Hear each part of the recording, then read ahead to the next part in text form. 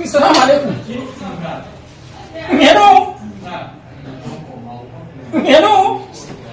Wane ne? Hajiya. Coba. Mati? Ya kokari.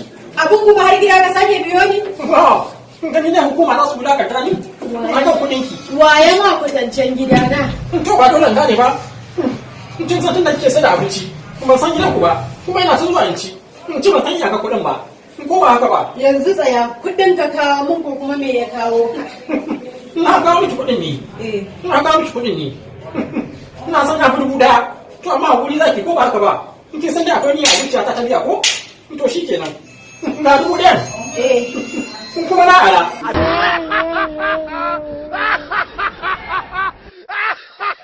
Ni karbiya ga kudin nan bani. Na ara. Kai Mati, da ka bani ko ba za ka bani ba? Kai ka gane me da fitina ne? Kuma ce ina da niyya. To ba haka ba. Bani. Subhanallahi lafiya? Yawwa, dan Allah kwace ni. Ka kwace ni Allah. Ranar nan fa naga kana faɗa da ita wajen mai abinci. Yau kuma lafiya a gida zaka biyo mu? Saboda na ci abinci. Ni ma ban san iya ta kudin ba. Dan ba ta kai da gurin hukuma ne. Shi ne nace to zan zo rage bashi.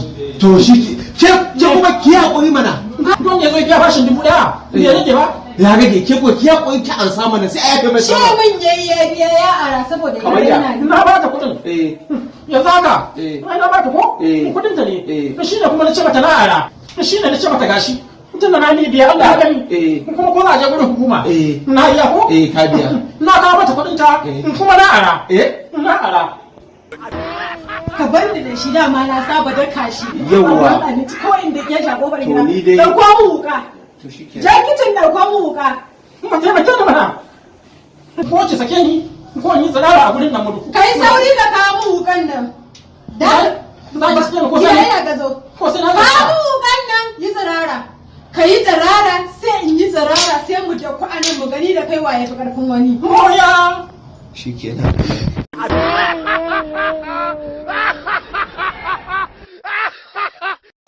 Haka a gaban su zaka ga mace ba ta sha'awa ko kuma yayin da ake jima'i da ita za ta dinga jin zafi ko wani abu, so ga magani na mun kawo na infection. Wannan maganin da kuke gani herbal ne kuma bai da side effect, bai da cutarwa. Za ta yi amfani da shi na wata daya. Wannan da kuke ganin shi a hannuna a ruwa ake sawa, ruwan zafi sai ta shiga ciki, sai ta dade kamar minti 20 haka a ciki. So in kamar misali sai maganin ya ji kuma sannan za ta shiga ciki.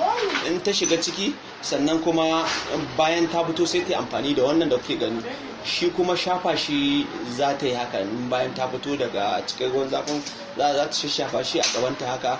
Sannan kuma wannan da kuke gani shi kuma bayan ta shafa wannan, shi kuma wannan maganin za ta sa shi a ruwa, za ta hada da nono ko kuma madara haka, za ta dinga sha. Cokali bibbi ake sawa. Shi ma za a amfani da shi na tsawon sati 2 insha Allah. In kai amfani da shi to ba dai wannan infection din ba, sai wani zai kashe mata infection na ciki. Amfanin da muka ce wannan za ta yi amfani da shi a ciki, za ta sha, wanda yake ciki zai gudu zai washe. Sannan kuma wannan in ta sa wanda yake waje shi ma zai kashe. Sannan kuma wannan ma in ta shafa irin kwarajen nan da ke fitowa wanda yake damun gaban mace haka, shi ma zai washe. So sannan kuma wannan maganin da kuke ganin shi, akwai mazan da zaka ga ba sa sha'awa, wani zaka ga shi bai damu da sha'awa mata ko na to matsala ce babba. So wannan maganin da kuke ganin shi shine za a dinga ci da, amma da goro ake cin shi. So mutum zai dan sa shi a abu sai dan dinga dangwalan shi da goro yana ci. So shi ma yana ƙara ƙarfin maza sosai. Dan in ka san baka da iyali ma ko kuma baka da kaya a kusa, so gaskiya ce shi na da matsala, yana kawo sha'awa kusa sannan kuma zai ƙara maka kuzari sosai da wannan. So sannan kuma wannan maganin mata masu hips, masu neman hips, irin bayan ki a shafa yake tsiyo kaza. So in kika amfani da wannan maganin na wata ɗaya insha Allah kafin shi nan, shi ma bai da wani cutarwa, bai da wani side effect, herbal ne. Kun ga yadda yake, za ta dinga shan 2. In ta sha 2 yau, gobe ta sha 2 haka har ya kare ga sana a cikin sachet ɗinsu. So in ta sha insha Allah na wata ɗaya, abin da yasa zai dinga sa ta cin abinci ne, za ta dinga cin abinci sosai, kuma zai dinga hips din zai dinga ba lokaci da yake karuwa ba gaskiya. So a hankali ne ita kanta za ta ga canji, za ta ga ugunta na budewa yana budewa. So sannan kuma sai wannan maganin wato maganin hawa ne shi, kamar yadda na muku talla a wancan, shi yana ƙara kuzari, sannan kuma yana ƙara girman azzakari, yana ƙara ƙarfin gaba kuma in kai amfani da shi na wata ɗaya. Don gaskiya in dai mata ɗaya gare kamar na tsawon sati ɗaya za ka yi amfani da shi, in ba ka ba akwai matsala. So in kana da mata biyu ne haka, ko kuma mata ka tana da yawan sha'awa ne, tana jaraba haka, to shi ne za ka yi amfani da shi tsawon sati biyu. Sannan kuma wanda bai da mata in ya sha shi, to ina ga sai dai ya haura makota, don in kai amfani da wannan tsawon sati biyu wallahi akwai matsala. So da sauransu. Akwai kuma maganin nono wanda ke ƙara wa mata girman nono, shi ma sai a shiri na gaba zan gabatar muku da shi. Sannan kuma akwai maganin infection na maza, shi ma muna da shi, da dai sauran magunguna sosai.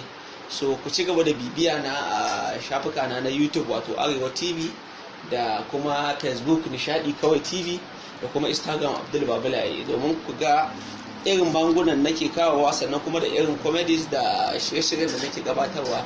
So kamar mutane suna mun korafi akan irin mutanen da ke Libya, mutanen da ke Cote d'Ivoire, mutanen da ke Ghana, mutanen da ke kamar da Algeria da kuma Saudiya. So muna iya tura magani ko ina staff office, amma ba ma daga yanzu ba za mu tura magani ba sai an ba mu rabin kuɗi, saboda wasu in aka tura musu magani, so gaskiya wasu ba sa biya, so kuma kaga ai hakan bai ba. Shi yasa an san ba da aka zama ɗaya ba, amma insha Allah wanda in kuma kana Najeriya nan sauki ne, duk garin da kake insha Allah za a tura ma magani. So kakku da mu ba boyu bane, mu sanannu ne, balle ku tunanin ko wani abu ko za a damfare ko wani abu. So shi magani in kai amfani da shi da zuciya ɗaya, sai ga Allah sai ya taimake ka, saboda Allah ne ke ba da lafiya. Allah yanzu duk abin da muka lissafa muku, in Allah bai yi ba zai yi ba, kun gane. Su ku sa yaƙinin cewa Allah ya taimaka.